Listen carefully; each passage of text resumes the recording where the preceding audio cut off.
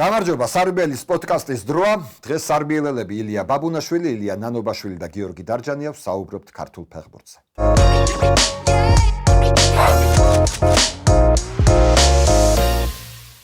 გამარჯობა, ილია.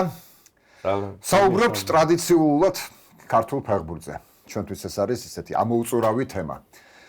სალაპარაკო ბევრია, თუმცა მოდი დავიწყოთ ამ კვირის ყველაზე ისეთ საინტერესო და მნიშვნელოვანი ამბით, ჩემპიონთა ლიგის ტური გაიმართა, რომელშიც ქართველებმა ითამაშეს. ოღონდ მაყურებლისთვის ვთქვათ, რომ ამ გადაცემას ვწერთ 4 შაბათს შესაბამისად, გადაცემის ჩაწერის მომენტში მამარდას ჯერ არ უთამაშია და ქოჩორას ამდენად ამ ორ ფეხბურთელზე ვერ ვილაპარაკებთ. ვლაპარაკობთ იმაზე, რომლებმაც უკვე ითამაშეს და პირველ რიგში ეს არის კვარაცხელია, ეს არის ჟორჟი და ეს არის კაირათელი ზარია. ხო? ჩემპიონთა ლიგის კონტექსტში კიდე ისე მამარდაშვილი საინტერესო თემა იყო მანჩესტერ იუნაიტედთან. კი, მაგას მიუბრუნდეთ, დავიწყოთ, მოდი ქრონოლოგიურად რომ ვთქვათ, უახლესი ამბავი არის ჩემპიონთა ლიგა და როგორ შეაფასებდი? ძალიან კარგი მამარდა და ჟორჟი რო შევაფასოთ. კვარა და ჟორჟი ბოლის. ძალიან სასიამოვნო იყო კვარას გოლი და საგოლე პასი. იმიტომ რომ რაღაცა პერიოდი მან იმაში, რა ქვია, პარი სენ-ჟერმენში გოლი ვერ გაიტანა. თუმცა ეს იმაში, რა ქვია, ტრავმა ჰქონდა, ხო? გოლი ვერ გაიტანა რა ატალანტას კი გაუტანა, მაგრამ მე რაღაც ტრავმა მიიღო, მე რაღაც ცოტა ის ჰქონდა.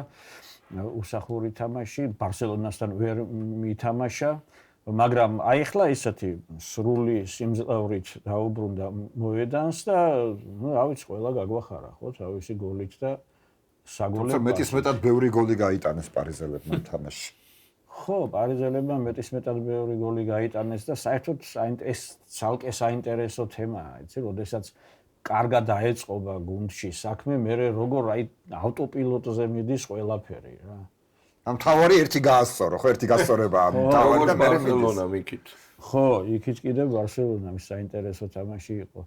კვარას გოლიც რაღაც საინტერესო იყო, არა, აქითა ძელს მოხვდა, იქითა ძელს მოხვდა, მოკლედ ყველა ძელი. კარგია, მაგ ხრივაც იღბლიანი ფეხბურთელია, ძელებიც რო დაეხმარა და იქიდან გავიდა ეს. მატჩის შემდეგ ინტერვიუში კი თქვა, ცოტა შემეშინდაო, ვიფიქრეო, რომ ცდებოდაო ბურთიო, მაგრამ ну, აი შეში არა უშავს, თავარია რომ ბურთი კარგი. ჟორჟმა ვერ გაგვახარა მთლად ეგრე. სიმართლე გითხრათ, მე არ მიყურებია, კვარას უყურებდი, მაგრამ ნუ მომენტები რაც ნახე ფაქტობრივად უბურთოთ იყვნენ რა ესენი. რო დაიჭერს ბურთს უკვე ვერ ართმევენ და მე აქეთ-იქით ვრთავდი, ვცდილობდი რომ იქითა თამაშისთვისაც მიმექცია ყურადღება, მაგრამ უფრო საინტერესო რაღაცა შემემთხვა მეორე დილით, როდესაც ვცადე მომეძებნა სხვადასხვა გაზეთების საიტებზე, ესპანური გაზეთების საიტებზე, სხვადასხვა საინფორმაციო სააგენტოების საიტებზე ფოტოები ჟორჟის. მინდოდა რაღაც საიტ სარბიელის საიტისთვის ფოტოს მოძებნა. აღმოვაჩინე, რომ გუშინდელ თამაშზე ჟორჟის ფოტო არ არის. ანუ ადამიანი ვერ მოხვდა საერთოდ ისეთ პოზიციაში, რომ ფოტოგრაფს მისთვის გადაეღო. აი ეგ ძალიან ნიშანდობლივი, საინტერესო დაკვირვებაა ძალიან, რომ ფოტოგრაფის ობიექტივში ფეხბურთელი თავდამსხმელი ვერ მოხვდა. ანუ ფოტოგრაფები ხო კარს უკან დგანან, არა?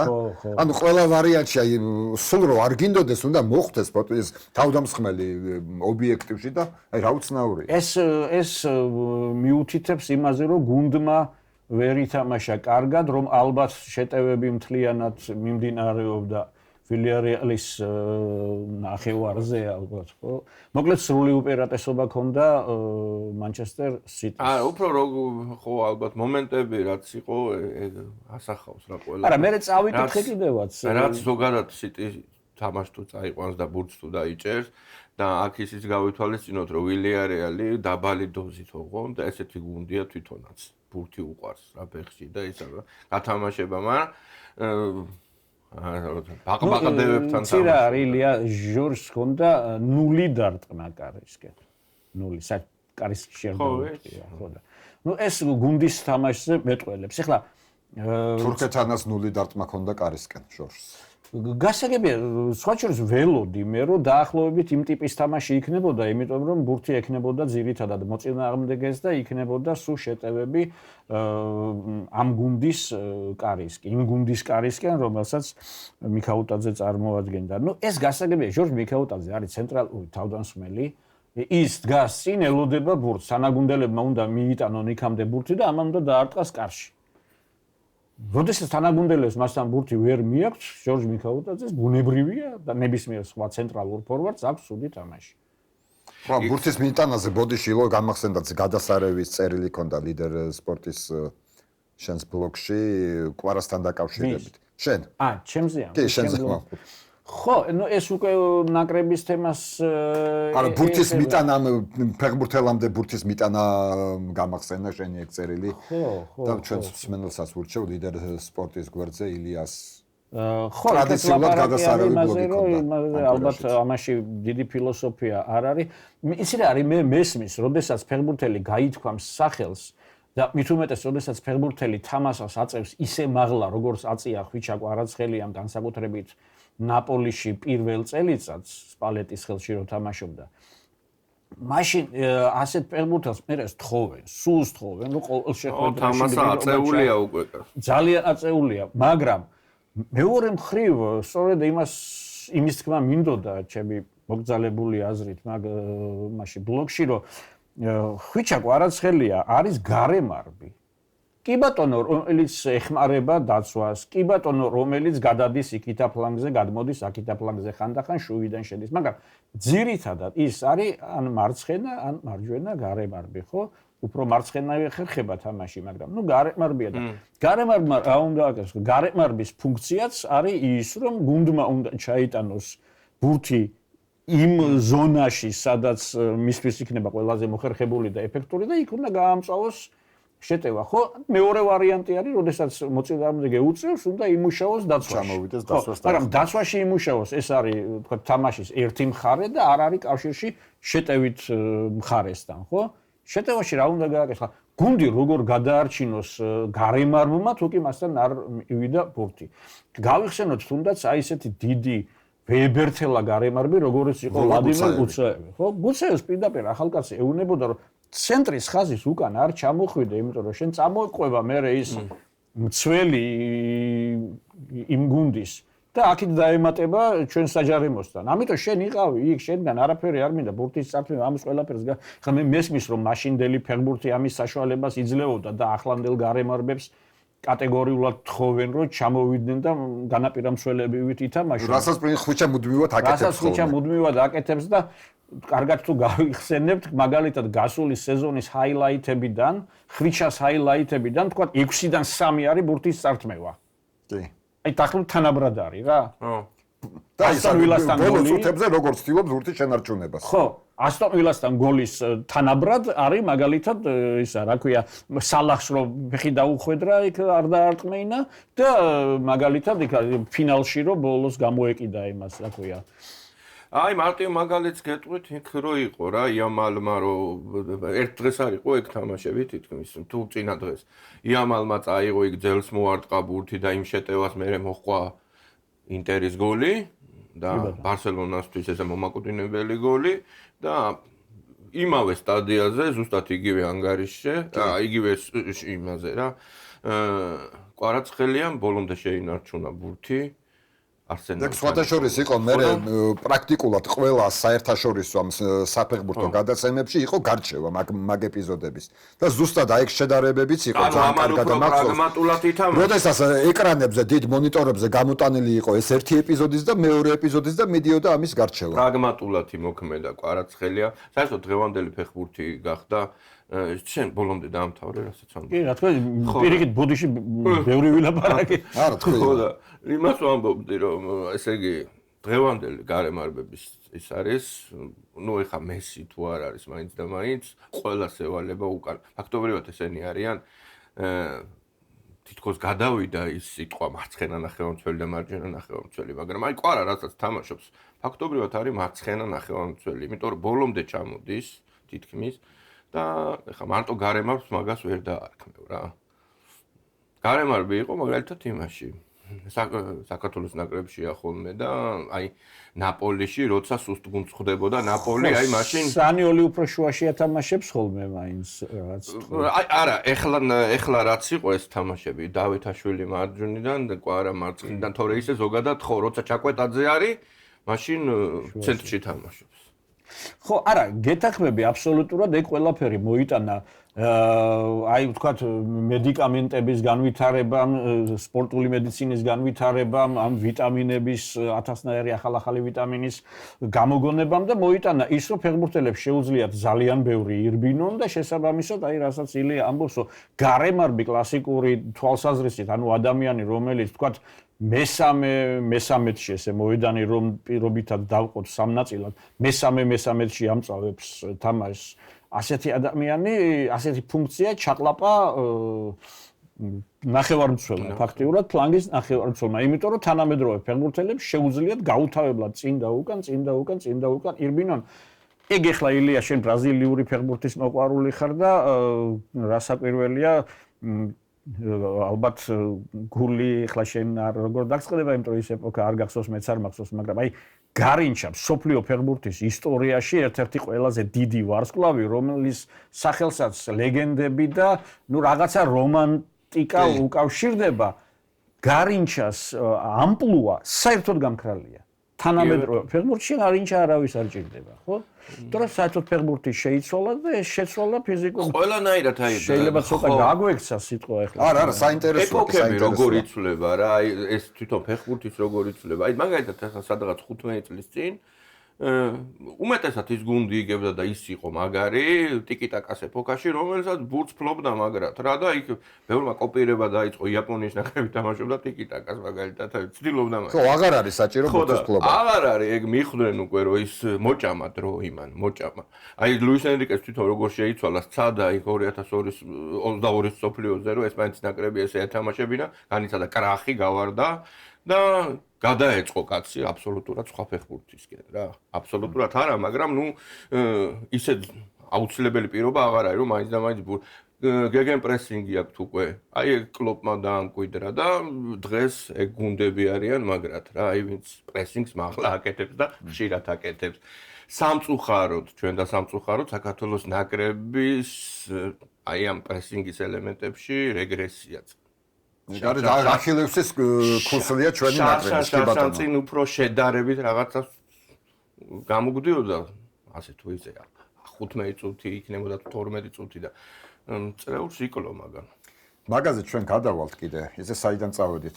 კვარაცხელიას ლიგის თამაშიდან წავედით გარინჩამდე. სხვათა შორის საინტერესო იყო მგონია და შენ თავიდანვე ახსენე მამარდას თამაში მანჩესტერთან. კი ბატონო. მოდი ამაზეც ესეც ამ კვირის ამბავია და შესაბამისად მოდი ესეც თქვათ მამარდას დიდად ვერ ვიტყვით რომ მამარდას ბრალი იყო გოლები, მაგრამ ამავე დროს მამარდამ ვერ გადაარჩინა ლივერპული. სწორია ესეთი მოსაზრება? არის პირველი გოლის დროს პირველი გოლი იყო აი ჯაჭვი მთელი რიგი მოვლენების. ასე მაგალითად მაკალისტერს დაეჯახა თანაგუნდელი სხვათა შორის ვირჯილ ვან დაიკი და წაიქცა მაკალისტერი, მაგრამ დაეჯახა თავში მოარტყა.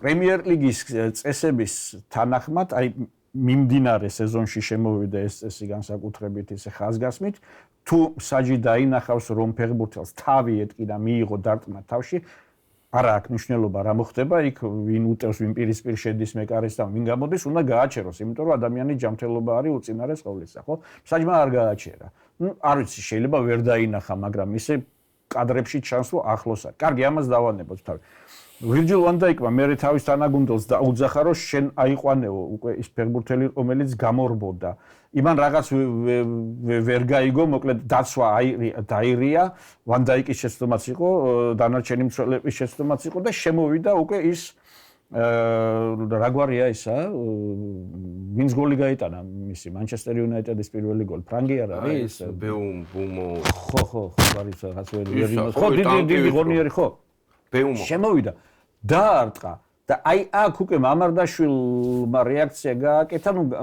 ნახევრად გამოსული იყო მოხდა მამარდაშვილს და მამარდაშვილის სხეულიდან შევიდა ბურთი კარში. ნახე როგორ რაღაცა ასეთ დროს საერთოდ პრესას რა მედიას ახასიათებს თითქოს აი ბოლო ეპიზოდზე ხაზგასმა. ანუ ის რომ იქ თავში მსაჯს უნდა გაეჩერებინა, არ გააჩერა.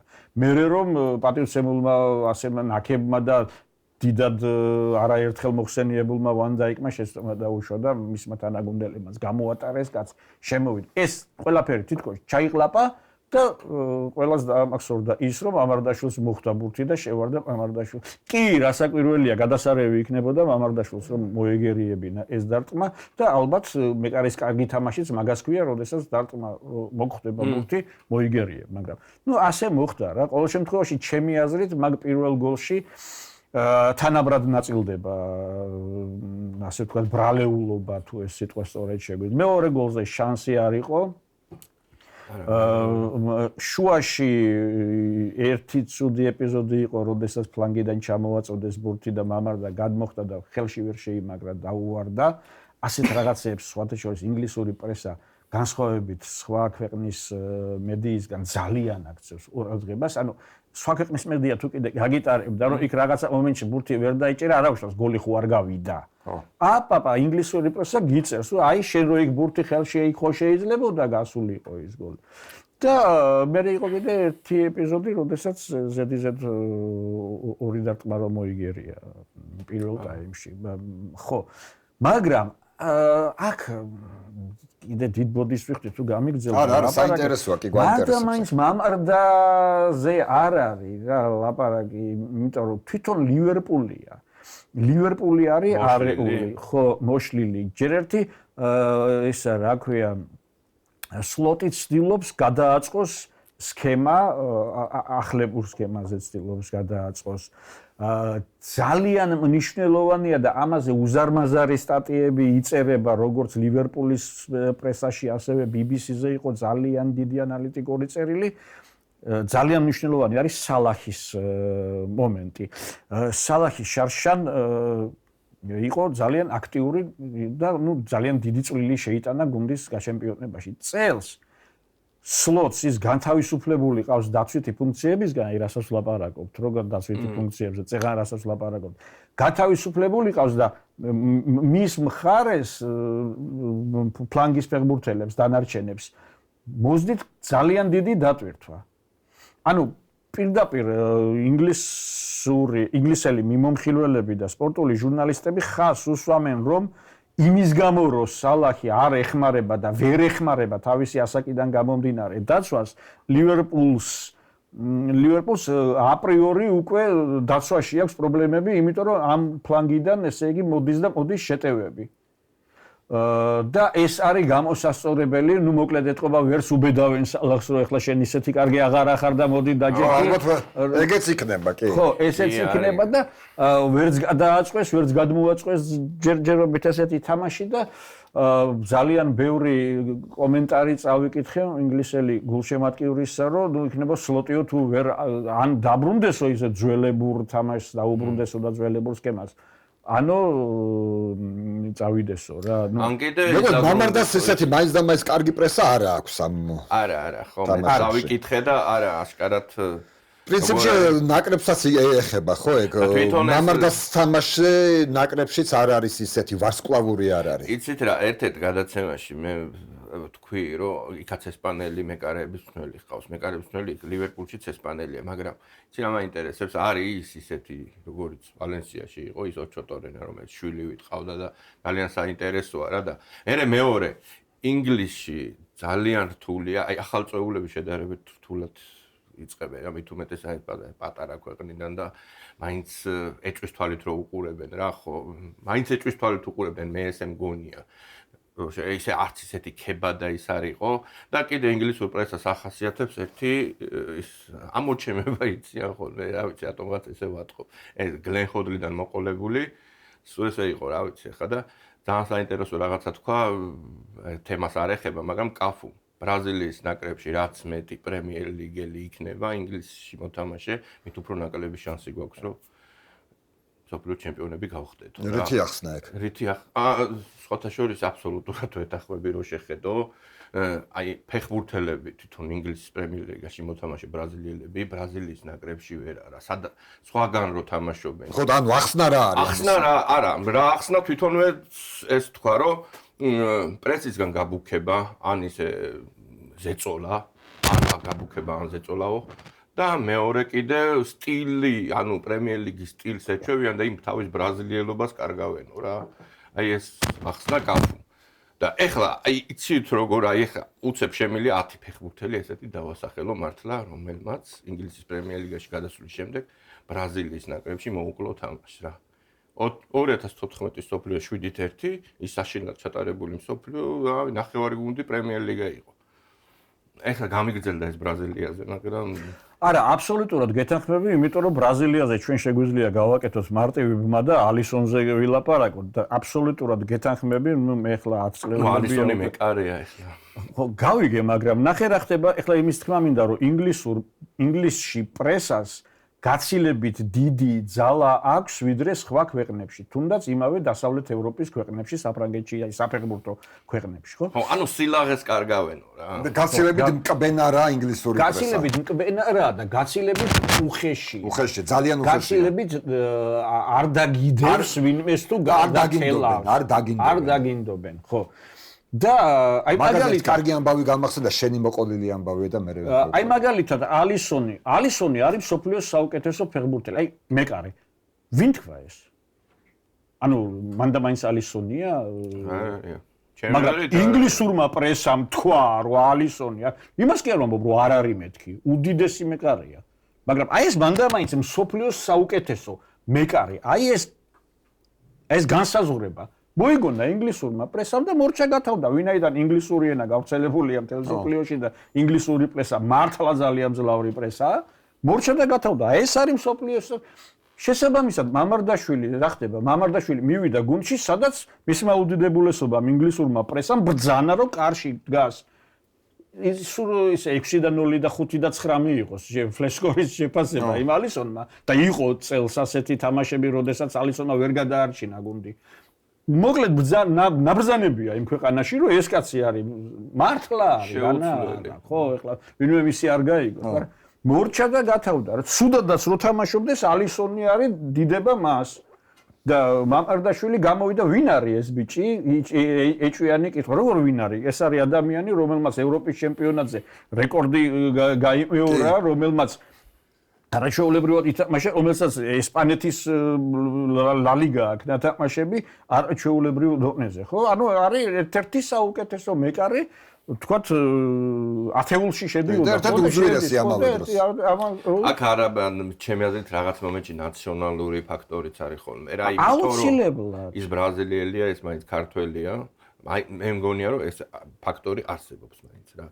იცი რა ანუ ხო იცი რა მაინც მის ბრაზილიელობას თქვა ესპანეთში და საფრანგეთში და იტალიაში ასე არ გაესმებოდა ხაზი როგორც ანუ ეგ მომენტი ინგლისური ისევ დავუბრუნდი ახლა ინგლისურმა პრესამ გაათამაშა ძალიან თავიდანვე მიკვირდა მე რომ რანაირად ამხელა ნუ მამარდაშვილი ახლა საკმაოდ ცნობილი მეკარე ჩავიდა ხო კიდევ ვიმეორებ ისე არავინ არ გამიგოს რომ მე ახლა დამაბრმავა პატრიოტიზმმა და ვიძახი რომ მამარდაშვილზე დიდი მეკარე არ არის ახლა არავინ მაგასთან რამეს არ ვამბობ მაგრამ რო ჩავიდა ნუ რაღაც უფრო ისეთი თითქოს მე მეგონა რომ უფრო ისეთ პრესას იმსახურებ და უფრო მეთქებას რომ აი ჩამოვიდა ერთ-ერთი საუკეთესო მეკარე ეს ისე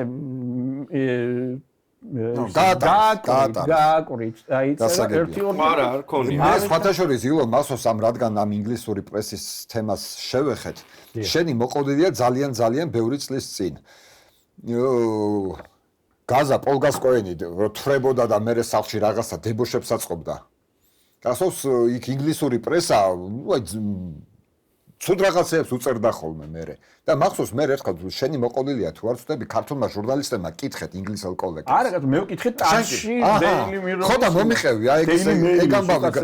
მახსოვდა ეგ ისტორია და მოვყვეთ აი ინგლისური პრესის დამოკიდებულება თავის ვარსკვლავებთან. ეს ძალიან საინტერესო რაღაცაა. ეს იყო საქართველოში რომ ინგლისის ნაკრები და ჩვენ რო შევხვდით გლენ ჰოდლეს დროს ერთ ჯგუფში რო ვიყავით, მაშინ 95 წელი ხო? არა, 18-16 იყო 98-ის შესარჩევი იყო. 96-ის ნოემბერი იყო თვითონ. ნოემბერი იყო, ხო, მაგრამ მაგარი კაიამინდი. ეს იყო 99 წლის სოფლიოს შესარჩევი ეტაპი. და ჩამოვიდა Daily Mail-ის კორესპონდენტი თამაშამდე დაახლოებით ერთი კვირით ადრე მოვიდა ჩვენთან სარბიელის რედაქციაში და რაღაცები დაგველაპარაკა და მე ალექსანდრე ჩივაძესთან საქართველოს ნაკრების მწვრთნელი იყო ბატონი საშა იყო და უნდა და ინტერვიუს გაკეთება დაურეკეთ ბატონ საშას მობრძანდითო მაშინ ძველ ფედერაციაში მუშტაეცთან იამანიძის ქუჩაზე იყო ბატონი საშას ოფისი ასე ვთქვათ ხო და ჩვენ დელისიდან მოკლედ წამოვედით გავაჩერეთ ტაქსი და მე და ის ინგლისელი ჩავსხედით ტაქსი იმას არ ქვია იყო რაღაცა Opel Vectra რომელსაც მე მგონი 4 ბოლბალი არ ჰქონდა წესიურად მაგრამ ნუ რაც იყო ის იყო მოდივართ და გზაში მოყოლა იცის ხოლმე გზაში რომ გადმოდივართ მადლობთ ნუ გამაწითლეთ რომ გადმოდივართ იმაზე რა ქვია ვახუშტის ხიდზე ჩამო 1000 თემაზე რო ვლაპარაკოთ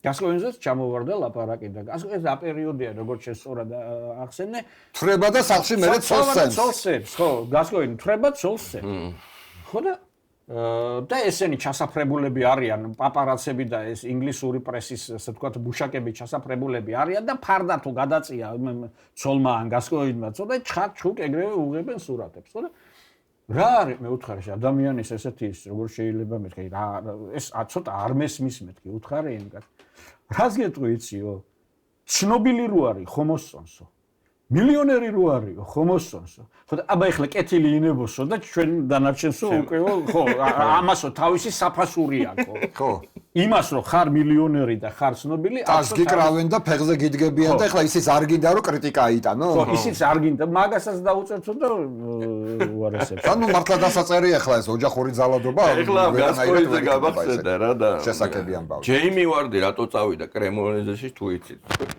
რატო ესე იგი არ ვიცი აი წარმოუდგენელი მაგ დროის ფეხბურთელები ან ანებებენ თავს ან მედიან ფულის აკეთებლად არაბეთში ან ამერიკაში ან სადმე და კრემონეზე არ არის ფულის აკეთებელი ადგილი არ ვიცი აი ვერ დაუკავშირე ვერაფერს და მე აღმოჩნდა რომ თურმე მის ცოლს მაგრად ყვარებია სტრადივარიუსი და ნუ სტრადივარიუსი კრემონედან ყოფილა და პლუს იტალიაში ცხოვრებაც ყვარებია ძალიან და ცოლს დაუჯერა ასე ვთქვათ და არა ვიოლინოს ცოლს არა იტალიაში გონდეს კიდე ცხოვრების სრული კიდე ახსნადია მაგრამ ეს მაინც და მაინც კრემონეში მინდა ცხოვრება ცოტა უცნაურია სტრადივარიუსი და საუკუნეების ნამდვილი ადამიანის გამოხდა როგორც კი თვითონ უჩალიჩიათ რა ეხლა რომ კრემონეზეზე გასულიყვნენ რა აგენტები და არა ძალიან უცნაურია ძალიან უცნაურია აი მეთქი რა არის აი ვერ დაუკავშირე ვერაფერს აღნიშნოთ ისიც რომ კრემონეზეში ქართველი ბიჭია მასზე 19 წლით თუ 18 წლით უმცროსი დაჩილორდ კიფანიძე რომელსაც დებიუტი ჰქონდა დებიუტი ეგ მე როგორც მახსოვს არ არის საქართველოსთან ისე დიდი კავშირი არ აქვს ბავშვობიდან არის წასული ამის ხო მაგას ყავს კიდე უფროსი ძმა 3 წლით თუ 4 წლით დიდი ის ორივენი ჩავიდან იყვნენ ატალანტას აკადემიაში და ატალანტას აკადემია ანუ ძალიან პატარები წავიდნენ ხო აქედან ხო და ატალანტას აკადემია ისეთია რა ძალიან იტალიაში განთქმული მაგით რა ტალანტებით და რაღაცები სახელსამართლებს ხო მე შემდეგ მოხვდნენ კრემონეზეში საინტერესოა ეს ბიჭი თვითონ ეს დაჩი კრემონეზეს აკადემიამ გაზარდა რა ატალანტას მე 1-5 წელია მან და ნუ რაც უფრო გახსნილი იქნება გზა ჩვენი ფეხბურთელებისთვის საუკეთესო ლიგებისკენ რასაკირველია უფრო იხეირებს საქართველოს ხო რა თქმა უნდა ხო აი ახლა ნაკრებში თითქოს ისეთი ვერ იყო მაგრამ ახლა ისაც დავაკვირდი რომ ჯერ ერთი შეუთამაშებელი იყო ის ნაკრები იქამდე და მე მეორე ახლა საყრდენია რა და რასაც ევალება ბურთის ამოტანა და ისა იმას აკეთებდა პირველ პასს და ახლა წინ კარგით ახლა ილიას ამ ნაკრებში რა ხდება უყურე? ჩვენს ეროვნულ ნაკრებში, ხო? შენ უნდა ანუ ლოგიკურად არა, მე რა უნდა ვიყავი სტამბოლში. მე რა ვიყავი ახლა იმ თამაშს რაც ტელევიზორში ჩანდა, იგივე ჩანდა იქიდან ტრიბუნიდან. არა, უყურე, აქ თავარი. მე მგონია რომ აქ ერთი მატჩი წავაგეთ, ეს არ არის პრობლემა. პრობლემაა ის რომ ევროპის ჩემპიონატის შემდეგ ორი ციკლი ჩავატარეთ და ორივე ჩავაგდეთ. ერთი ეს იყო 1000, სადაც იქ სახლში ალბანეთმას კი მოგვიგო და მეორე იყო ეს ჯერ არ დამთავრებულია, მაგრამ ნუ უკვე შეგვიძლია ვთქვათ, რომ ჩაგდებულია ეს ციკლიც, ვერ მივახციეთ იმ მიზანს, რა მიზანის ჰქონდა ნაკრებს. და ორი ციკლის ჩაგდება ეს უკვე ალბათ კანონზომიერებაა. ეს აღარ არის ის, რომ ისი რაღაც ერთ კონკრეტულ დღეს, ერთ კონკრეტულ თამაში არ წაგვივიდა თამაში, რაღაც არ გამოგვივიდა, რაღაცა იქ მზე გვიჭკიტინებდა თვალებში და არა. ორ ციკლს რო იმას ჩააგდებ, ეს უკვე არის კანონზომიერება ალბათ. და აი ამ კანონზომიერების რაღაცა ახსნა ალბათ უნდა გქონდეს, ხო, რაღაც საჭირო არის ამის ახსნა. ილო შენ რა სიტყვი? მე? ხო. მე ჩემს მოგახსენებ, თუ კიდე მე დავიწყე. არა მაქვს არანაირი პრობლემა, საქართველოში არ არის იმდენი სანაკრებო დონის ფეხბურთელი და არ არის საერთოდ საქართველოს ჩემპიონატი და ქართული ფეხბურთი ისე განვითარებული, რომ ქვეყნის ეროვნულმა გუნდმა ყოველ შესარჩევის ციკლიდან გააღწიოს დიდ შეჯიბრებაში. არაფერი. ყველას ძალიან გვიყვარს მოგწონს ხვიჩა კვარაცხელია, ყველას ძალიან გვიყვარს მოგწონს გიორგი მამარდაშვილი, ჩაკვეტაძე, ფრანგების აღზრდილი და არა ქართველების, ფრანგების აღზრდილი მიქაუტაძე და ნუ კიდე რაღაც ერთი ორი ვთქვათ ფეხბურთელი, მაგრამ ეხლა ჩვენ რაც ჩამოვთვალეთ, ეს ნახევარი გუნდიც არ არის რა. არა და იმისათვის რომ ეროვნულმა გუნდმა ბრძოლის უნარიანობა გამოიჩინოს და კონკურენცია გაუწიოს ისეთ ნაკრებებს როგორიც არის თურქეთი, ესპანეთი და ესპანეთსაც თავიდან თუნდაც თურქეთი ხო? თუნდაც თურქეთი და ჩეხეთი ხო? სხვა კონკურენცია რო გაუწიოს, საჭირო არის მინიმუმის მინიმუმს ვამბობ 16 ისეთი 20-მდე ისეთი ფეხბურთელი, როდესაც ერთი თუ დაშავდა მეორე სრულყოფილად შესვლის, მე არ ვამბობ უმაღლესი დონის ვარსკვლავებს. ხვიჩა კვარაცხელია გამოაგზავნა ღმერთმა. და ის ერთი ფეხბურთელი არის და მამარდაშვილის თქვა. გამოაგზავნა ღმერთმა და ნუ მათ თავიანთი როლი აქვს და თავიანთი ფუნქცია აქვს, მაგრამ გუნდი შედგება 11 ფეხბურთელისგან და პლუს 5 შემცვლელისგან და პლუს კიდე ესენი თუ დაშავდნენ, ხო? კი ესენი თუ დაშავდნენ დანარჩენი ფეხბურთელებისგან, რომ ანუ შენ გამოდიხარ რეალობიდან, რომ აი ეს რეალობა არის და ნუ განსაკუთრებული. შენ გაგრამე ცოტა დაახლოებით გეტყვი რა, დაახლოებით რას ვფიქრობ. ხო, აი ესეთი რაღაც რეალობას არ უნდა გავუწდეთ, ეგ სიტუაცია გვაქვს რა. ანუ აი ნახეთ იმ დღესაც ვამბობდი. თურქეთის ნაკრებს შეიძლება არ ყავდეს კვარაცხელია, მაგრამ თურქეთის ნაკრებს ის პრობლემა არ აქვს, რომ მაგალითად ვერ ჩამოვა კაკაბაძე და არ იქა დედა და სახის დახოკვა და რა ვიცი. თავზე ნაცრის არ აქვს, ხო? მაგ პრობლემა არც თურქებს არ აქვს, არც ჩეხებს არ აქვს, აი ვინც ჩამოთვალეთ, არც უკრაინელებს არ აქვს სხვათა შორის და აი ესეთი რაღაცები მათ აქვს სრულყოფილად, ანუ ბევრი ფეხბურთელი ჰყავთ, დიდი არჩევანი აქვს და ანუ ისე არ არის რა საქმე. აი ეგ მაგაში ვაგებთ ჩვენ, მაგაში. თორე ხა მე იმას არ ვამბობ რომ კვარაცხელია. საფეხბურთო მეურნეობაში ვაგებთ რა. ხო. ხო და ესეც საფეხბურთო კი საფეხბურთო მეურნეობაშიც ვაგებთ. მეურნეობა მე დადის იქამდე მიდიხარ, რომ ჩაყვები მიდიხარ იქ რომ ჩემპიონატი არ აქვს. დავაზუსტოთ, იმიტომ რომ ვიღაცა შეიძლება კითხვა გაუჩნდეს, აი შენს ფრაზას დავაზუსტებ. დიდი არჩევანი აქვს ჩეხებს და თურქებს. იმას კი არ ნიშნავს, რომ დიდი ფეხბურთელების არჩევანი. მაგას ვამბობ რა. საშუალო და მაღალი ნაკრებისთვის საკმარისი დონის ფეხბურთელების არჩევანია. ანუ სანაკრებო დონეზე, აი ესეთ მაღალ დონეზე რომ 90 წუთი ითამაშოს და არ დაიღალოს და რა ვიცი, გული არ წაუვიდეს და აი ესეთი ფეხბურთელები ყავს რა. აბსოლუტურად გეთანხმებით. ეხლა მინდა ასეთ რაღაც თემას შევეხოთ. ამ თურქეთთან მატჩის შემდეგ პრესკონფერენციაზე ვილიმ რა თქვა და მიგზონაში ფეხბურთელებმა რა თქვა. ძალიან მნიშვნელოვანი რაღაცა ითქვა. ვილიმ თქვა ასეთი ფრაზა, რომ ფეხბურთელებს სულ აი ამდენი მთელი ამ პერიოდის განმავლობაში უკაცრავად ნაგვისუნი იყო იქა თამაშის დროს. თამაშის დროს არ იყო, ვარჯიშზე იყო. და თამაშის დროს რა უქნეს ნაგვისუნი, როგორ არა, უყურ მან რა არის, იცი, მოუყვები ამ ისტორიას. ეს სტადიონი არის ქალაქის განაპირა. აი გლდანის ბოლოში რო იყო სტადიონი, წარმოვიდგინოთ, აი უფრო კარგად რო აღვიქვათ, ხო? და სადღაც იქეთ ერთ რამდენიმე კილომეტრ, 3 კილომეტრში რო იყოს ნაგავსაყრელი. და უბრალოდ რაღაცა იმ მომენტში, როდესაც ქარი უბერავს რაღაცა არასასურველი მიმართულებით, ეს სუნი მოაქვს აქეთ. და ვარჯიშზე რომ მატჩის წინა დღეს რომ მივედით პრესკონფერენციაზე და პრესკონფერენციის შემდეგ ვარჯიშზე ვიგრძენით აი ძალიან ნაგავსაყრელის სუნი იდგა ნამდვილად იყო ნაგავსაყრელის სუნი და ცალკე ჩვენ შევწუხდით და ცალკე იქ ფეხბურთელები აი მაისურა აფარებულები გავიდნენ იმ მომენტში როცა ქარმა დაუბერა და ცუდი სუნი წამოიღო მე რაღაც მომენტში ეს ქარი შეწყდა თუ სადაც იქე დაუბერა და გაქრა ბუნებრივია ეს სუნი მაგრამ ეს სუნი ეს პრობლემა მართლა იყო და მე წავიკითხე კომენტარები წავიკითხე სოციალურ ქსელში აი ეს ვიდეო რო დაიდო ფეხბურთელებს რო აქვთ ეს ცხვირზე აფარებული მაისურები ქვევით კომენტარები და ზოგი კომენტარი როგორ არის იცი რომ თითქოს სპეციალურად ქართველებს გაუკეთეს ეს და სპეციალურად ქართველებისთვის მოიტანეს ეს ნაგვის სუნი რაც არის სისულელე ჯერ დავიწყოთ იმით რომ გარშემო ხალხი ცხოვრობს და თუ ვინმე წუხდება იმ ნაგვის სუნით პირველ რიგში ის ადამიანები რომლებიც იქ მუდმივად ცხოვრობენ საქართველოს ნაკრები ახლა 2 საათით ჩავიდა და მეორედ იქ თამაში ალბათ აღარც მოუწევს არასოდეს მაგრამ ის ადამიანები ცხოვრობენ ანუ ნაგავსაყრელის პრობლემა ეს არის ადგილობრივების პრობლემა და არა ის რომ ვიღაცამ წლების წინ ნაგავსაყრელი იმიტომ მოაწყო იქ რომ რაღაცა 2025 წლის 14 ოქტომბერს საქართველოს ნაკრები ჩამოვა და მოდი ქართველები შევაწუხოთ. არა და ზოგიერთ კომენტარში აი ეს აზრი გამოსჭრიოდა. რომ თითქოს ქართველების წინააღმდეგ არის ყველაფერი ისა რა ქვია სამყარო მოწყობილი.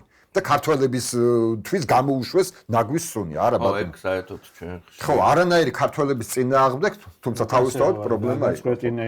პრესკონფერენციაზე და პრესკონფერენციას რაც შეეხება და მიგზონას. პრესკონფერენციაზე მატჩის შემდეგ ვილიმ თქვა ასეთი რაღაცა რომ ფეხბურთელებს აი მთელი ეს პერიოდიო სულ ვეუბნები რომ უნდა დავივიწყოთ ის ევროპის ჩემპიონატიო. ანუ რას ნიშნავს ეს ფრაზა რომ ფეხბურთელები გამოდის რომ ესე იგი მთელი ამ წელიწად ნახევრის წინ იყო ევროპის ჩემპიონატი წელიწად ნახევარია იმის ხიბლში არიან ეგრე გამოვიდა კი ეგ გამოვიდა რას თქვა ვილიმ და იქ ახსენა რომ ჩვენ დაკარგული გვაქვს ბრძოლის უნარიანობა დაკარგული გვაქვს ერთიანობა ეს ვილის სიტყვებია და ისეთი თავის თავზე რომ ამას ამბობს ესე იგი დაეჯერება ხო და ზუსტად იგივე აზრი გაატარეს შემდეგ მიგზონაში ფეხბურთელებმაც იქ კიტე და ზურიკო გამოვიდნენ და ეს შინაარსი იყო ის რომ ჩვენ აი მოედნის მიღმა ისე მეგობრები ვართ ზმაკაცობთ კარგი ურთიერთობა გვაქვს ვუგებთ ერთმანეთს მაგრამ გავდივართ მოედანზე და ერთმანეთს ვეღარ ვუგებთ ანუ ეს რაღაცა ძალიან რთული პრობლემა ეს არ არის იმისი პრობლემა თქვა ჩვენ რომ ვარჩევთ ხოლმე იქ 3 ცენტრალური მცველით უნდა ეთამაშა თუ 2 უნდა ეთამაშა 5-3-2 ჯობია თუ 4-3-3 თუ იქ რა ვიცი იქ პელეს დროინდელი 4-2-4 გაცილებით ღრმა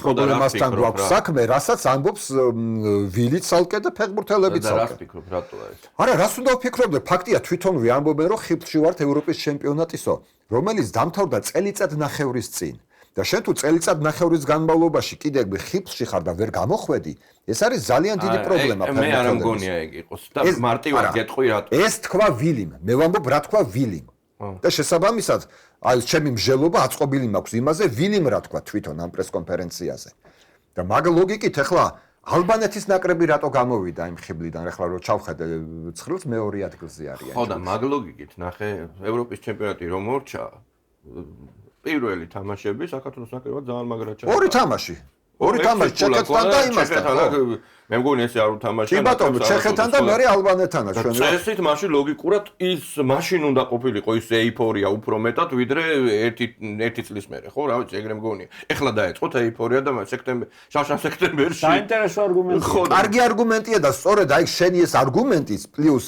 იმათ ნათქვამთან ერთად უკვე გვიჩვენებს იმას რომ რაღაცა ვერ ხდება ამ ნაკრებში რაღაცა დიდი პრობლემაა ეს არ არის მარტო ტაქტიკის პრობლემა და მცველების რაოდენობის პრობლემა არ არის აქ ოთარ კიტეიშვილი ყველამ ვიცით როგორი ჭკუა დამჯდარი და ნუ რა ვიცი ხა წესიერი და ყველანაირად რა ვიცი დიმიტრი გელოვანია რა ნაკრებისთვის რა ხო და აი კიტეიშვილი ესეთ თავდაჭერილი კაცი რომ გამოვა და ამას იტყვის რომ შიგნით არისო რაღაც ისეთი მუხტი აღარა გვაქვს, ესე იგი მართლა ისეა რა სიტუაცია და ეგ რა მოიტანა აი მართლა შიგნით უნდა იცოდე ეს სამზარეულოში უნდა ტრიალებდე ალბათ. ხო, ეს არის სამზარეულოს ეს არის საკითხია და უბრალოდ გარეთ რაც გამოვიდა ინფორმით ეს კომენტარები პლუს ნაკრების თამაში მოყოლებული შარშანდელი ოქტომბრიდან პირწმინდად ხო ჩავაგდეთ ერთად სომხეთს რო 9 გოლი გაუტანე შეხედე იმ სომხეთის ნაკრებს რას წარმოადგენდა ხო? ხო და აი ვიცით რა კიდევ აი ხო სამზარეულოში შიგნით უნდა იყო მე ხა შეიძლება ჭორები ვიღაცას რაღაცა უთქვია და ეხლა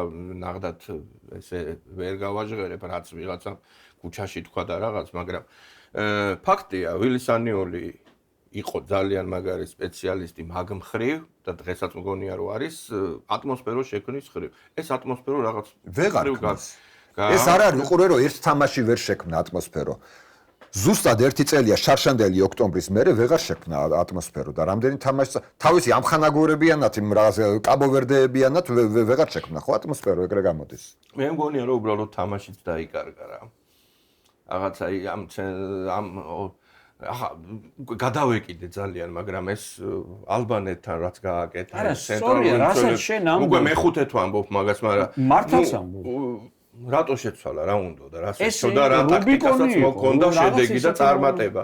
რატო ცვლი? აი რა გინდა, ვერ გავიგე. ეს არის ეს იყო ჩემი დამჭატება და რაღაც თითქოს დაანახა ყველას, რომ აგერ დავაყენე ეს 4 შემტევი და აგერ ის ალბანეთთან თამაში იყო ესეთი საგულისხმო და აირია ილია იმის მერე აირია ყველაფერი და თამაში ვეღარ მოვიგეთ. ხო და ვეღარ დალაგდა. ხო ხედავთ რომ ვეღარ დალაგდა ეს საიმარების მერე.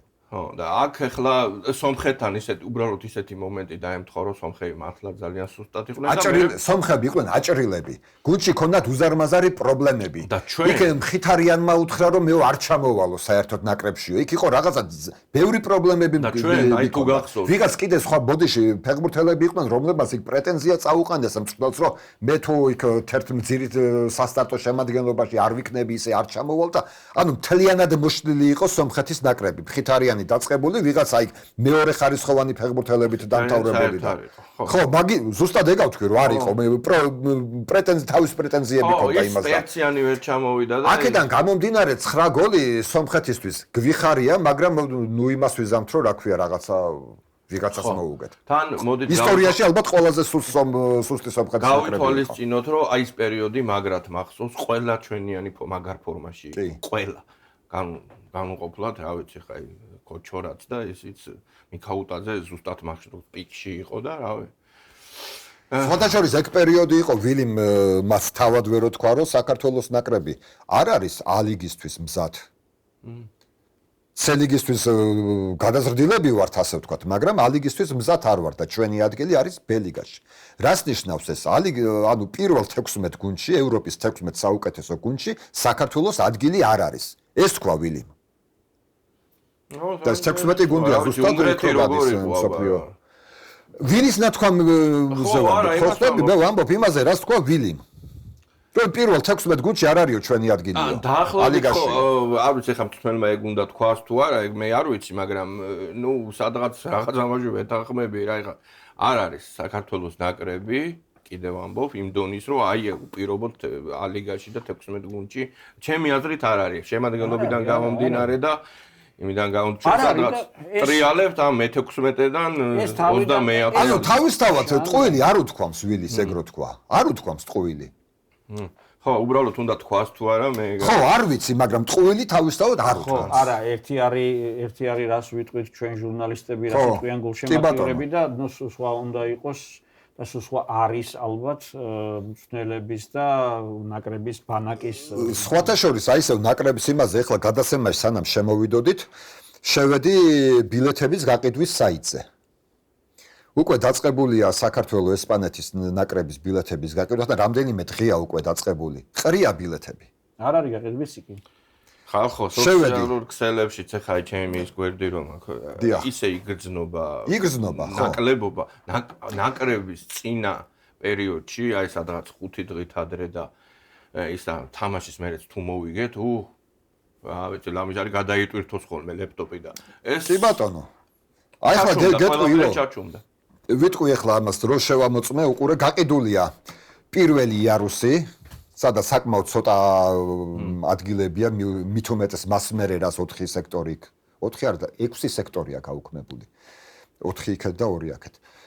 გაყიდულია პირველი იარუსი, მეორე იარუსზე გაყიდულია იაფიანი ბილეთები, ეს არის ჩრდილოეთი და სამხრეთი ტრიბუნები და რაც შეეხება აღმოსავლეთზე და დასავლეთზე, მეორე სექტორში ყრია ბილეთები. ეს არის ერთი მხრივ ეს არის საუკეთესო ადგილები, ამავე დროს ეს არის ყველაზე ძვირიანი ადგილები. ამ დროს სულ ცოტა ხნის წინ რაღაც ვთქვათ საამაყოდ იყო ის ამბავი, რომ აი ნახეთ 3 საათში გაიყიდა ყველა ბილეთი. რა 3 საათში ერთი კვირის წინ გამოცხადდა და ყრია, მართლა პირდაპირ გაგებით შეიძლება ითქვას, რომ ყრია ბილეთები ჯერ კიდევ. ეს აი ეს გულშემატკივრის განწყობა, ეს თქვათ შეგვიძლია ვთქვათ, რომ მარტო ცუდი თამაშის გამო აღარ უნდა ხალხს მისვლა თუ თქვათ შეიძლება ითქვას, რომ ფასიც ეძვირება. რაც მე მგონია, რომ რომელი? მე მგონია, რომ უფრო ცუდი თამაშის გამო და არა ფასის გამო. იმიტომ რომ იგივე ფასიანი ბილეთები იყო, როცა 3 საათში იტაცებდა ხალხი ბილეთს. მეორად მაგარი გუნდი ჩამოდის. რა თქმა უნდა. ხო, ეხლა ანუ მე არ მგონია, რომ ეს არის თავარი მიზეზი არის ბილეთის ფასი. თავარი მიზეზი არის ნაკრების სოდი თამაში. არჩევი ჩააგდო უკვე და ნუ მოერია უსუსტად ბულგარეთს და ნუ ეს ადრეც მომხდარა ესა. და სოფლიოს ნომერ 1 გუნდთან რომ ხალხი არ მიდის თუ რა ვიცი უკვე გასულ. ნუ პლუს ქართველები ვართ იმპულსური ხალხი, ეს როგორც გულშემატკივრობაში, ასევე თამაშში გვაქვს ხოლმე რაღაც აფეთქებები და მე ჩავარდნები. იგივე ხდება გულშემატკივრობაშიც, გვაქვს რაღაცა ჩვენ მე არა მაქვს პასუხი კითხვაზე, ჩვენ აი ფეხბურთი გვიყვარს თუ უბრალოდ გვიყვარს ის ჩვენი პატრიოტული აღდგინების რაღაც წამი. აი ჩვენ გინდა საბჭოთა კავშირის დროს ჩვენ რა გვიყვარდა ის რომ უგებდით მოსკოვის გუნდებს და რაღაც ეს ეროვნული თავმოყრაობა ძალიან კარგი კითხვაა. სადღაც მაინც იყო ასპარეზი, სადაც ჩვენ რუსებს რაღაცაში ვჯობდით, ეს გვიყვარდა თუ ფეხბურთი გვიყვარდა, ხო? შეიძლება ვიღაცამ თქვას რომ ორივე, მაგრამ იცი რა არის ეს საინტერესო თემა. ეს საინტერესო თემა. ეს ერთ წინადადებაში ვერ ამოწურვა. მე გეტყვი ილო ჩვენ არა ვართ ის ქვეყანა რომელსაც აი სიხარულის ბევრი საბაბი აქვს. ხო? თქვათ პირობითად ვიღაცას შეუძლია ამერიკელებმა იამაყონ იმით რომ თვარეზე ადამიანი გაუშვეს და იამაყონ იმით რომ რაღაცა იქ კალათბურთის ნაკრებმა ოლიმპიადაზე ყოველას გადაახია ბურთი, თქვათ პირობითად. ბევრი რაღაცით შეუძლიათ იამაყონ და ქართველებს საამაყოდ ეხლა რომ მართლა გავიხედოთ და გამოვიხედოთ აი იმ პერიოდშიც, საბჭოთა პერიოდშიც რა ქონდა ის რომ რაღაცა სუხიშვილებმა სადღაც კარგად იცეკვეს და დინამომ ვიღაცას მოუგო. ხინკალი ხაჭაპური. ხო, ანუ საამაყო და აი სიხარულის საბაბი ალბათ მაინც იყო ფეხბურთი ოდითგანვე ქართველებისთვის, ოდითგანვე რა საბჭოთა პერიოდიდან მოყოლებული. ნუ ფაქტია, ეგ მოიშალა უცხოელთან მოგება მაინც განსაკუთრებით უყვარს საქართველოში და ეხა ეგ რომ მოშლილია ვერ აღიქვა ხალხმა რა, მაგას უკვე მივყავართ აი გლობალურ პრობლემას, ან 90-ში რო დაიწყო ეროვნული ჩემპიონატი, ხო გვახსოვს ყველას და მაგ ეროვნულ ჩემპიონატს საინტერესო ეს არის, მაგალითად პირველი თამაში ხო გვახსოვს რაც იყო არა ეს დინამო მაშინ იბერია რო დაარქვეს ფოთის თამაში და მეორე მატჩში იყო დინამოს მეორე თამაში, იყო გორსე თამაშა. და სტადიონზე რომ მივიდა 20,000 კაცი, თავში შემოირტყეს თავი, ხელი. რომ რასაბაფო დინამო ვერ გაივსო?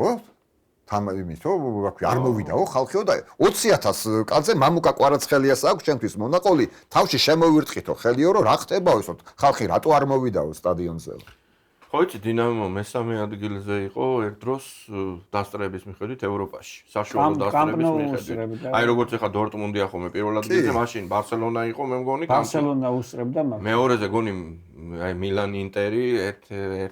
ხო, ესე მაქვს მეც. კამპნოუ შენზე დიდი სტადიონი იყო და მაშინ სასწაული იყო და აი ამას ამ უცხოელებთან ეს გაჯიბრებას რომ გადავეჩვეთ და ეს არის მარტო ზაფხულობით, აი ეგ გვიტყავს რა მაგრამ. ისე რა არის ეს ერთი მხრივ პლუსია ჩვენი ესეთი იმპულსურობა და ესეთი აღდგინების უნარი, რადიკალურად რო წავა ხოლმე, ხო და მეორე მხრივ მინუსია, იმიტომ რომ რაღაც მომენტში ჯობია რომ შენ სტაბილურად მაღალი დონე გეჭიროს რა რაღაც მომენტში ესეც აი მეგობრებო მე მგონია რომ აი ზუსტად სადღაც 15 წელიწადში ეს პრობლემა ნაკლებად გაიქნება რაც თქვი მე ამ ფეხბურთელების არყოლვაზე ფეხბურთელების სიმცირეზე. რის ხარჯზე? რის ხარჯზე და უკვე ბევრი ფეხბურთელი, ბევრი ბიჭი დადის ფეხბურთზე. რა სასწაულად. იმატა მასობრიობა. ეგ კარგი გადასარევია ხო ბოდის გიხდი.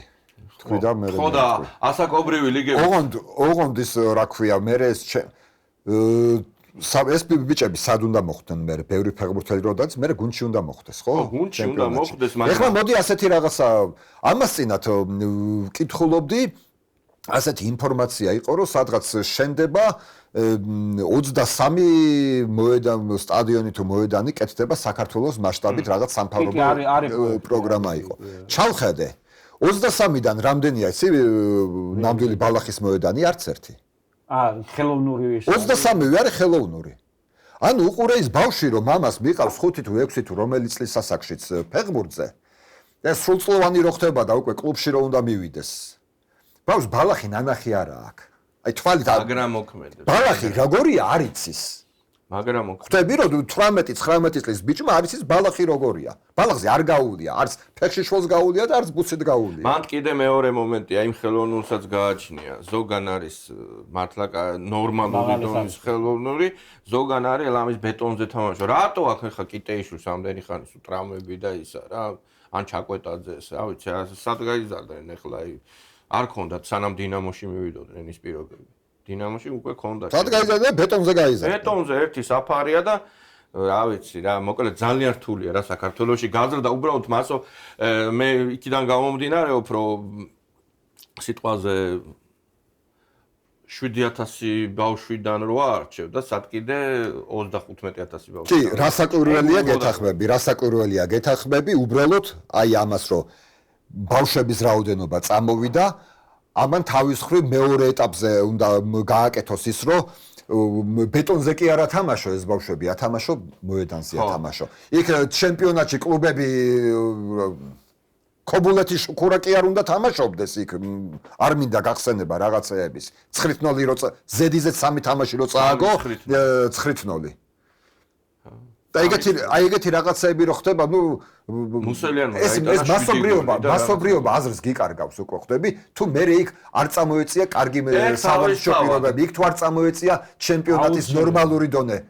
გინდა 35000 იყოს, გინდა 125000 ბავშვი. თავისთავად გოგიტა და ნახე ერთი მარტივი მაგალითია რა. დინამოს აკადემია ხო ყველამ ვიცით რომ კარგად მუშაობს და ეს ყველა. აი დინამოს აკადემიას თითოეულას აქვს ისეთი ცოტა აქვს, ისეთი გადამწყვეტი თამაშები და მნიშვნელოვანი თამაშები, რომ ბავშვ ზოგიერთი ოფლის გარეშე იგებს იმ თამაშს რა. 12-0-ები, 11-0-ები, ისა სულ 1-6 თამაში აქვს წესიერი რა. სადაც რა ვიცი, მეტოქე წინააღმდეგობას უწევს და რას ვამბობ, აი კლუბებმა იქნებ რა ვიცი, რაღაცნაირად რაღაც გონსმოეგო. ხა? ხო, გონსმოეგო. ხო, როგორ უნდა მოეგონ გონს? ანუ ყურე გონს რომ მოეგო სურვილი უნდა კონდეს გონს მოგების რა. ერთმანეთს არის გადაბმული. ანუ იმდენი რაღაცა ერთმანეთზე გადაბმული. რო ის რა ქვია, ერთი რგოლი ამოვარდა და გაწყვეტილია შენი ჯაჭვი. ბევრი რაღაც უნდა გადაებას ერთმანეთზე და მათ შორის არის ის აი შენი კლუბების აი სურვილიც რომ რაღაცა კლუბი კლუბს გავდეს. და არ იყოს რაღაცა იქ რაღაცა. საბიუჯეტო ფულის საჭრელი დაზგავ. თქვა პირდაპირ დავარკვევ ყველაფერს თავის საკუთარი. კი ბატონო, არასწორია ესა, ეს ყველაფერი რომ გუნდს, ესე იგი ფაქტობრივად არ უნდა, არ აქვს იმის არც სურვილი და არც მისწრაფება რა, რაღაცა ის რომ გეგმაც და რომ აი გააკეთოს ამ ახალგაზრდებზე სეგმენტი, აი გაწეროს, გეგმა გაწეროს, ხო? ხედავთ ახლა აი ეხა იმ დღეს ხუმრობდი რა რამდენი ფეხბურთელი დაგროვდა, რომლებსაც ყოფილი იმდენი 9 გუნდში აქვს ნათამაშები, მეტოქე 9 გუნდში და გოლებს ვერ აღნიშნავენ რა. გოლებს აი გოლს გაიტანს და ყოფილი გუნდის წინააღმდეგ არ აღნიშნავს ესე ხო და ჯო გასაგები. ეგ მოაქვს არასტაბილურობას რა, იცვლიან კლუბებს, რა ვიცი, მილიონჯერ, ან როგორ ასტრებენ. საბოლოოდ მივდივართ მაინც იქამდე რა უიყაცრავთ. როგორ ასტრებენ და ეს არის რა ქვია, რაღაც ერთწლიანი კონტრაქტები აქვს, რომ ბევრი პატიომი აიღონ. სიმართლე თუ გვინდა ეგ არის. ეგ არის. ხო და მაგას ვამბობ, ამ კლუბს არა აქვს გაწერილი პროგრამა. აი ახლა ზაფხულში ხო არის გაიცათ ევროთასები. რომ დაიწყე რა მომზადება იანვარში რა, ამისთვის რა. ვინ გიშლის ხელს? რატო იწყებ ივნისში რო თამაში გაქვს 28 ივნისს რო თამაში გაქვს, რატო იწყებ მზადებას 8 27 ივნისს, ხო. და აი ეგეთი რაღაცები, რა ვიცი ხა. აი უკვე დამღლელია ეს თუ რაღაცა არ გამოსწორდა და ის არისო. ჩვენ ახლა უკვე ისეთ პრობლემებს შევეხეთ. ამ საქართველოს საფეხბურთო მეურნეობას შევეხეთ, ეს არის ამოუწურავი თემა. და იმ ხელა ისეთი კომპეტენტურმა ხალხმა არა, ჩვენს ვიმსჯელოთ, ოღონდ ამას უნდა დაუთმოთ, ალბათ ნახევარი გადაცემა კი არა, გადაცემების მთელი ციკლი შეგვიძლია დაუთმოთ და არ ამოიწურება ეს თემა, რასაც ქვია ქართული საფეხბურთო მეურნეობა. რა ვიცი, აი საკლუბო, მე უბრალოდ ერთს ვისურვებდი, რომ უფრო მეტი იყოს აი ეს მსჯელობა რა და ეს ვინმე დააორგანიზოს ეს ყველაფერი და იყვნენ ფედერაციის თუნდაც ამდენიმე წარმომადგენელი, ჟურნალისტები, არ იქნება ეს მსჯელობა, ილო. წინასწარ გეუბნები, რომ ანუ შენი სურვილი აბსოლუტურად სწორია და სრულად გეთანხმები მაგ სურვილში, მაგრამ არ იქნება. მითხარიება. არ იქნება. მაინც ყველა თავისას დედაშვილს. არა, მაქსიმუმი არის აი სამი კაცი ვსხედვართ და ვსაუბრობთ ამ საჭირო ბოლოტო. არა. ეტაპზე ესეც კარგია. არა ყובה, იცი, აი ეს რამდენიმე კაცის იქით ამ თემაზე აი ესეთ ფართე საუბარს, სადაც იქნებიან ფედერაციის ადამიანები, სადაც იქნებიან კლუბები, იქნებიან არ აყვება ამაში არავინ აგერ თავს დავდებ თუ გინდა. ჩვენ წრეში ვისაუბრებთ ამაზე, ხმამაღლა ვისაუბრებთ, წვავედ ვისაუბრებთ, მაგრამ ის რომ აქ მოვიდნენ და ფედერაციის და კლუბების წარმომადგენლები დასკდნენ და აი ამ თემებზე ვისაუბროთ, სადაც გინდა იქ დასკდნენ, არ იქნება ეგ საუბარი. არა ყובה. არა ყובიან. ანუ თემას ჩააჩვენებს. აი შენს გარდა არავის არ სჭირდება ამ თემაზე ესეთი ღია და საჯარო მსჯელობა. აი ეს არის პასუხი. აი მაშინ არავის არ სჭირდება. ჩვენ თვითონ აი ამ წუთა ხო ჩვენ საუბრობთ რომ კლუბებს არ აქვს ეს ინტერესი, ხო? ინტერესი თუ არ აქვს, რატო დაგიჯდება და რატო აყვება ამ თემატურ მსჯელობაში? არ აყვება. მე დავუწერთ. ეხლაც ვთქვათ. აჰა. ხო ვამბობ. კარგით ხალხო. უღრმესი მადლობა დღევანდელი საუბრისთვის. ერთი კვირი დავიმშვიდობოთ ჩვენს მაყურებელს. ნახვამდის. ნახვამდის.